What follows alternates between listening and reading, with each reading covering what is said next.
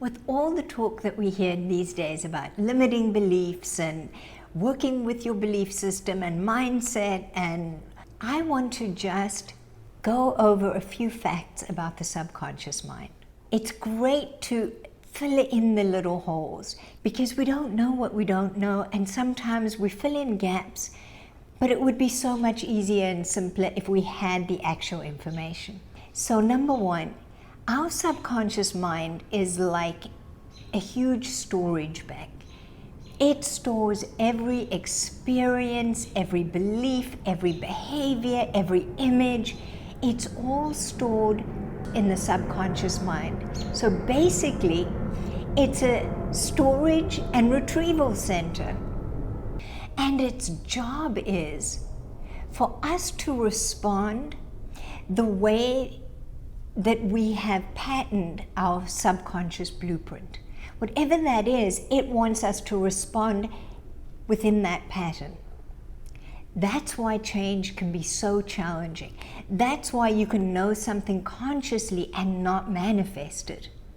There's something called conflicting beliefs. So you can have a conscious desire, but if that subconscious blueprint believes something contradictory, it will win. Check out that video of mine on why you're not manifesting, where I unpack this some. Welcome back to Raw Radically Aligned Women. I'm SJR. I've been coaching for 30 years, helping women to become fully financially and personally free and actualize their full potential. That's my passion. Going back to the subconscious mind. As a storage center, it's very literal. If we have a physical storage and I go and I put my glasses in there, when I go to take out my glasses, they're going to be these glasses. It's not going to come out with cat's eyes. It's the same with our beliefs. It's the same with our self-identity.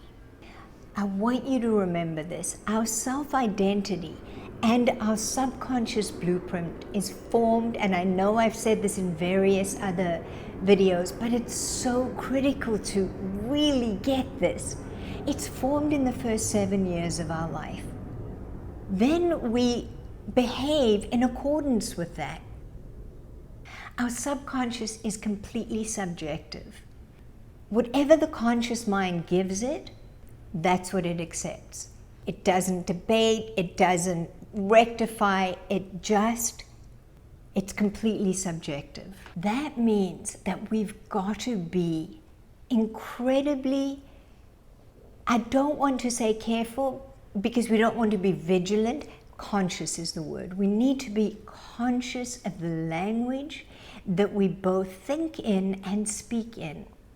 And that includes all the commonly accepted terms that we say. I was watching a video the other day and somebody said, go and relax and grab a cup of coffee. Those don't go together. Grab is the energy of hurry up, do it fast, quickly. So if you're setting the scene to relax and release and enjoy, grab wouldn't be the word, even though it's absolutely acceptable to say that. Do you get what I'm saying? There's so many things like this, like we have all this male aggressive language about success or success in business. Like, my business is blowing up. She's killing it.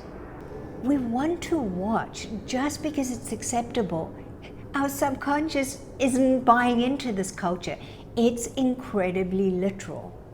So I want you to start looking at outside the context of societal norms, outside the context of acceptable language, to become really conscious of the language that you're using. We often say, I've got to make that happen. And yet, we're on a spiritual path. You allow yourself to daily be guided by the divine, by the universe. And yet, we say, I've got to make it happen. there's no room for anything else in that. Do you start to see where we need to stop, step back, and see and hear ourselves? I'll tell you how I became so conscious of language. I actually grew up with law of attraction, which is kind of odd, I know. And when I was about 10 years old, I remember my mom was reading the newspaper and she said, "Wow." And I said, "What, Mom?"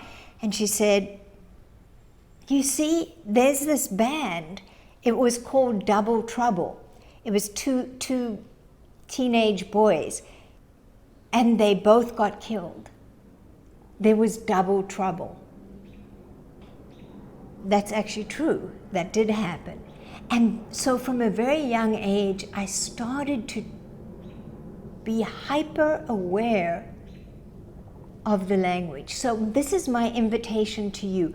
What are the things that you say that are acceptable, but if you were explaining them to someone from out of space and really had to unpack their meaning, you'd find other layers of things that are not what you want to manifest. Let me know how this lands for you. If you got any value from this video, like, comment, and subscribe, because I'm devoted to you attaining personal and financial freedom in 2022. I love you. Namaste.